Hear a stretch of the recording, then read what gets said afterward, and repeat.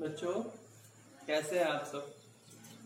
उम्मीद है बढ़िया होंगे, मजे में और पढ़ाई भी हो रही होगी। चलिए आज हम अपना अगला टॉपिक शुरू करते हैं। अगला चैप्टर जो हमारा है वो थर्ड बुक से लिया गया है। हमारी 3 किताबें हैं, फर्स्ट, सेकेंड एंड थर्ड। तो फर्स्ट ओके है, सेकेंड ओके है एंड थर्ड हम लोग अब पढ़ना शुरू करने वाले हैं। तो थर्ड में हमारा जो भी ओवरऑल कॉन्सेप्ट है वो हमारे मॉडर्न इंडिया के हिस्ट्री से जुड़ा हुआ है। और इस थर्ड बुक में हमने पहले ही बताया कि हम आधुनिकता की तरफ जा रहे भारत को देखेंगे और अंग्रेजों की शोषणकारी नीतियों को समझेंगे। कैसे उन्होंने भारतीय व्यवस्था को कैप्चर किया, यहाँ के एग्रीकल्चर पर कैसे उन्होंने अपना कब्जा जमाया, कैसे लोगों को पीड़ित प्रताड़ित किया कि विद्रोह की स्थिति बनी और आजादी के लिए संघर्ष आरंभ हो गया। तो इन सारी व्यवस्थाओं को हम इसके अंतर्गत देखने वाले हैं। तो चलिए शुरू करते हैं। सबसे पहले हमारा जो चैप्टर है इसका नाम है उपनिवेशवाद और देहात। इस टॉपिक से ही स्पष्ट हो रहा है कि औपनिवेशिक व्यवस्था यानी किसी भी क्षेत्र को अपनी आर्थिक गतिविधियों के लिए अपने कब्जे में लेकर वहाँ की व्यवस्था को संचालित करने की जो व्यवस्था है, वो जो तरीका है उपनिवेशवाद का, वह देहात के संपर्क में कैसा रहा। यानी कि हम इस चैप्टर के अंतर्गत पढ़ेंगे कि अंग्रेजों की औपनिवेशिक व्यवस्था ने भारत के ग्रामीण क्षेत्रों को या देहात को कैसे प्रभावित किया। ठीक है, क्या रिएक्शन रहा है औपनिवेशवाद का, औपनिवेशिक व्यवस्था का देहात के संपर्क में आने पर, यहाँ के लोगों ने क्या प्रतिक्रिया दी और इन्होंने कौन कौन सी पॉलिसीज जो है अप्लाई की इनके ऊपर। ठीक है, तो आइए तो सबसे पहले हम चैप्टर का जो इंट्रो है वो ले लेते हैं और इंट्रो के बाद में शुरू करेंगे हम लोग अपना पूरा ओवरऑल सिलेबस, पूरा चैप्टर। तो सबसे पहले हम देख लेते हैं कि इस चैप्टर के अंतर्गत हमें पढ़ना क्या क्या है। तो सबसे पहले बच्चों हम इसका परिचय प्राप्त करेंगे। परिचय किसका? उपनिवेशवाद और देहात। ये जो चैप्टर है इसका इंट्रो हम लेंगे, परिचय देखेंगे और फिर इसके बाद शुरू होगा हमारा। इसके अंतर्गत हम मूल 4 बिंदुओं को पढ़ेंगे। सबसे पहला होगा बंगाल और वहां के जमींदार। बंगाल और वहां के जमींदार, ये होगा आपका पॉइंट 1। और इसके बाद आपका आएगा कुदाल और हल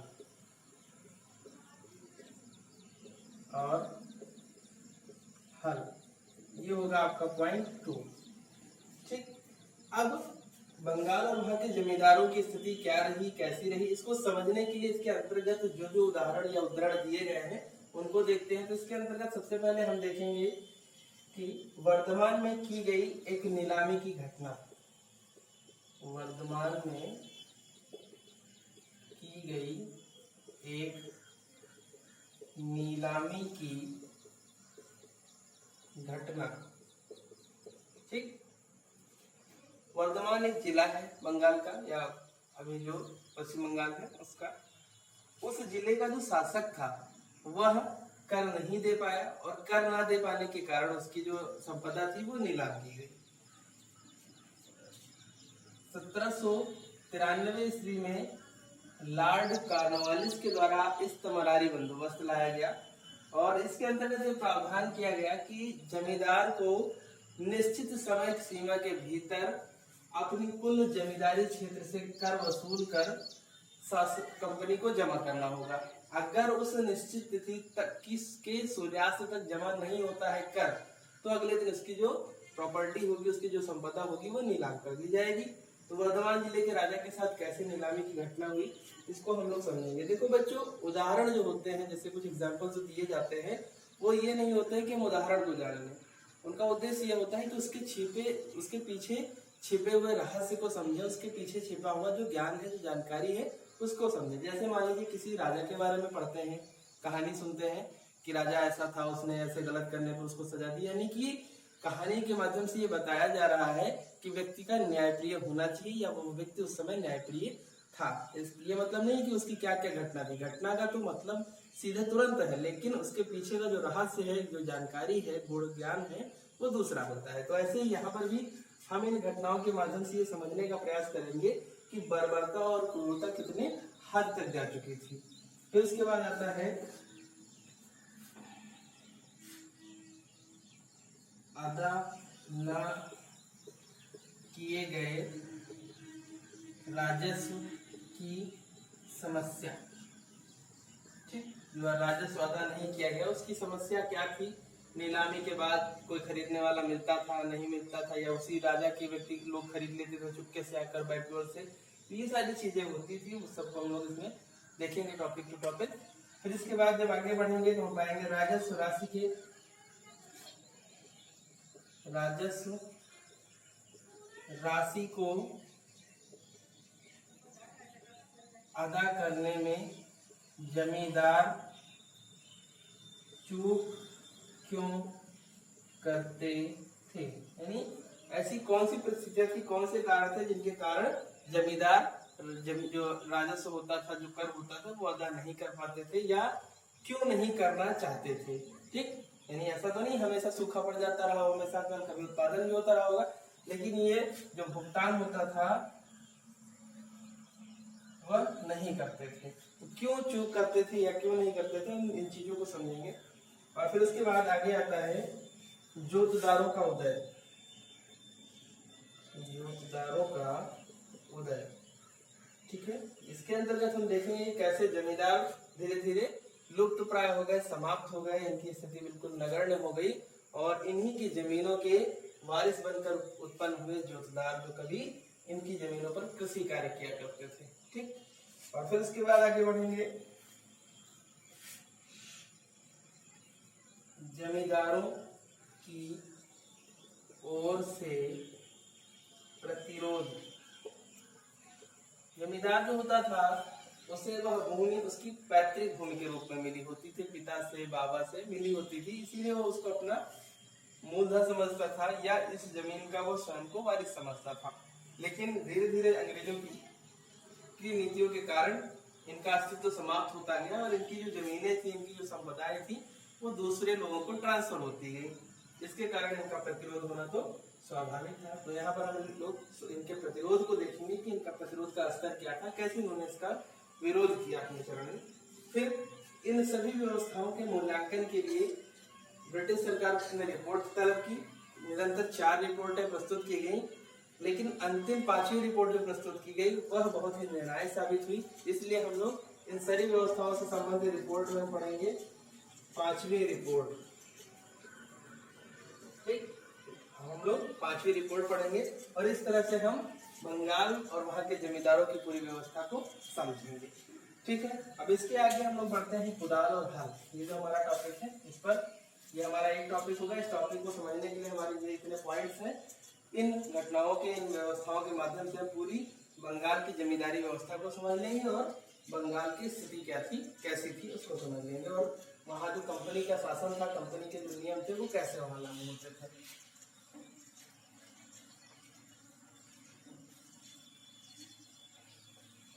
तो मैंने बताया कुदाल और हल, तो अब हम लोग इसके बाद आएंगे कुदाल और हल, ठीक। इसका काम जुताई करना और इसका काम गुड़ाई करना, ठीक। दोनों क्या है, औजार हैं कृषि कार्य से संबंधित, ठीक। यानी कि यहाँ पर 2 इंस्ट्रूमेंट्स को उठाकर वहाँ की कृषि व्यवस्था का परिचय दिया जाने वाला है, इसको समझना है। तो इसके अंतर्गत हम देखेंगे कि राजमहल की पहाड़ियां,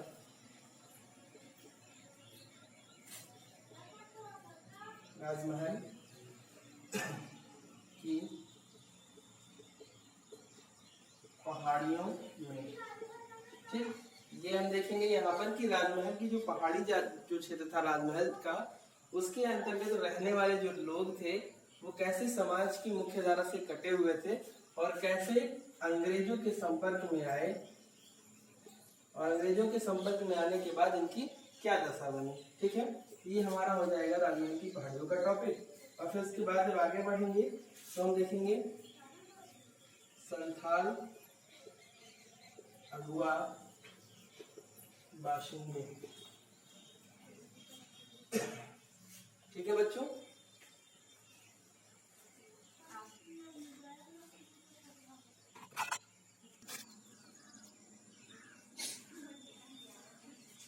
संथाल और अगुआ बाशिंदे हम देख रहे थे, तो ये टॉपिक जो है थोड़ा सा हट के है, होता क्या है कि यहाँ पर रहने वाले जो लोग हैं वो जनजातीय हैं। जनजातीय लोग यहाँ पर रह रहे हैं पहाड़ी क्षेत्रों में। मूलतः हम जानते हैं कि जनजातीय लोग ही रहते हैं। इनसे जब अंग्रेजों का सामंजस्य बेहतर नहीं हो सका तो इन्होंने क्या किया कि बाहर से लोगों को लाकर यहाँ बसा दिया, अगवा करके, यानी ले आना, खींच के किसी तरह बहका के फुसला के ले आना। तो वैसे ही लेके आए और यहाँ पर बसा दिया। बसाते समय इन्होंने कहा कि जिस क्षेत्र को आप साफ कर लेंगे जंगल को, वो आपका हो जाएगा, वो आप उसके स्वामी हो जाएंगे। यानी ये डिप्लोमेटिक तरीका शुरू होता है 5वीं रिपोर्ट प्रस्तुत होने के बाद। उनको समझ में आ गया कि प्रत्यक्ष रूप से हम अब इनसे सामना नहीं कर सकते, तो अब क्या करना चाहिए कि जंगल का जो क्षेत्र है, मैदानी क्षेत्र तो हमने कैप्चर कर लिया है, लेकिन जो जंगल का क्षेत्र है जहाँ पर जनजातीय लोग निवास कर रहे हैं, उनमें हमको धीरे धीरे अब एंट्री करनी है। और एंट्री करने का जो तरीका है वो ये होगा कि पहाड़ी के जो रहने वाले लोग हैं उनसे कहा जाए टाई अप करें, यानी कि समझौते के अनुसार वो हमारे तरह हमारे नियमों में बनकर कार्य करना शुरू करें। लेकिन इसके लिए तैयार नहीं थे। तो ये तो जमीन को अपना पैतृक मानते थे। कैसे कह दें कि आप लोग आ जाओ, बस जाओ, या हम आपको यहाँ से एक भी दाना या तिनका देंगे? क्यों देंगे? क्योंकि ये तो हमारी है। तो ऐसे में ये दूसरे लोगों को लेके आए जो एकदम से यायावर थे, घुमंतु थे, उनको लाकर यहाँ पर बसा दिया। और उनको क्या चाहिए था? कहीं पर अस्थायी निवास मिल जाए, 2 वक्त की रोटी मिल जाए। तो इसके लिए ये आकर बस गए। शुरुआत में तो इनके साथ बहुत ही विनम्रता पूर्वक व्यवहार किया गया, प्रलोभन दिए गए, बसाया गया, और फिर बाद में धीरे धीरे कर इनके ऊपर आरोपित करते गए और करों की मात्रा निरंतर बढ़ाते गए। तो वो परिस्थिति अलग बनी। फिर इसके बाद आता है फ्रांसिस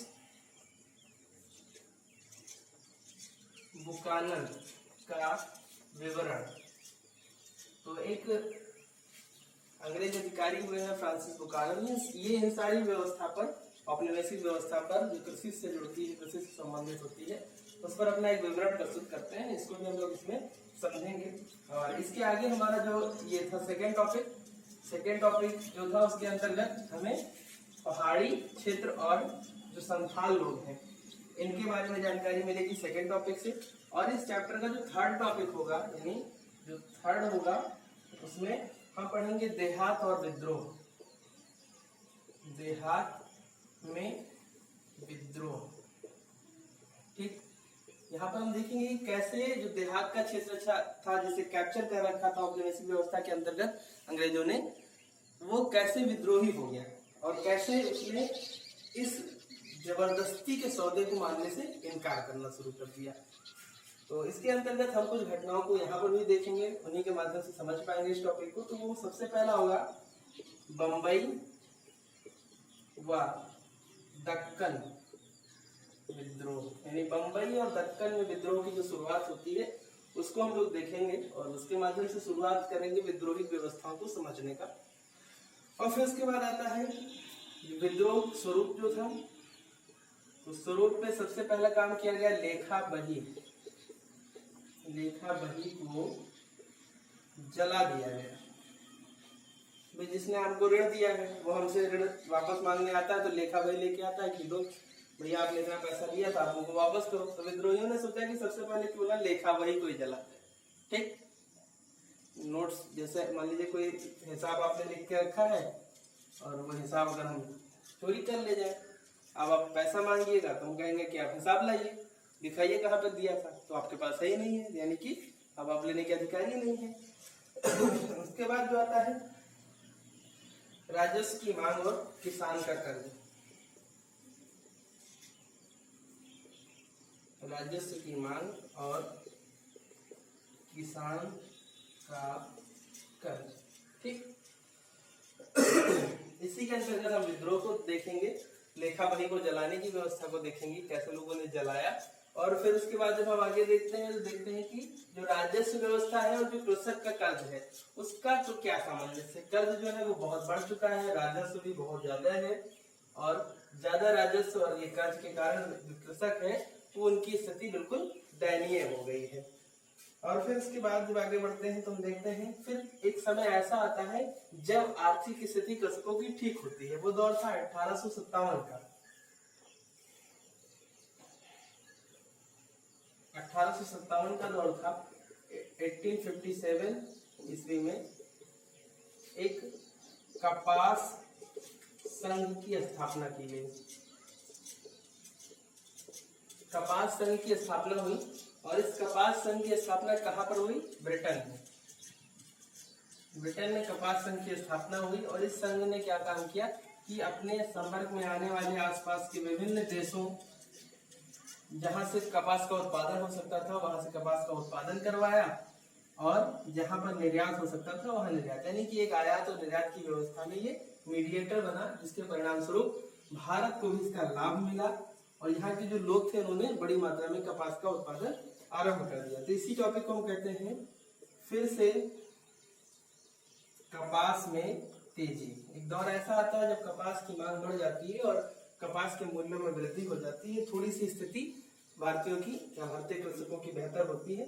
तो इस टॉपिक को हम समझेंगे कि उस बेहतर हुई परिस्थिति ने क्या भूमिका निभाई और व्यक्ति को अंग्रेजों के खिलाफ आर्थिक स्थिति बेहतर करके अंग्रेजों के खिलाफ कैसे मोर्चा खोलने की स्थिति तक पहुंचा दिया। फिर अगला टॉपिक आएगा ऋण के स्रोत सूख गए। ऋण के स्रोत सूख गए का मतलब यह है कि जो क्षेत्रीय स्तर पर साहूकार कृषकों को उधार दे देते थे, बाद में फसल तैयार होने के बाद उनसे लेते थे, वो भी इस समय आर्थिक रूप से कंगाल हो गए क्योंकि व्यापारिक व्यवस्था पूरी तरह ईस्ट इंडिया कंपनी के नियंत्रण में चल रही थी। ऐसे में भारतीय व्यापारी जो थे वो एकदम कंगाल हो चुके थे और जब कंगाल हो गया व्यक्ति तो किसी की मदद तो कर नहीं सकता। तो जो साहूकारी व्यवस्था थी, साहूकार होते थे जो कृषकों को उधार दे देते थे और उसके बाद में वो पैसा लेते थे, कई गुना तक लेते थे, लेकिन उनको मिल तो जाता था, वो भी मिलना बंद हो गया। और फिर इन सारी व्यवस्थाओं से तंग आकर लोगों ने शुरू किया एक भीषण दंगा और इस भीषण दंगे के समाप्त होने के बाद अंग्रेजों ने एक आयोग का गठन किया जिसका नाम था दक्कन दंगा आयोग।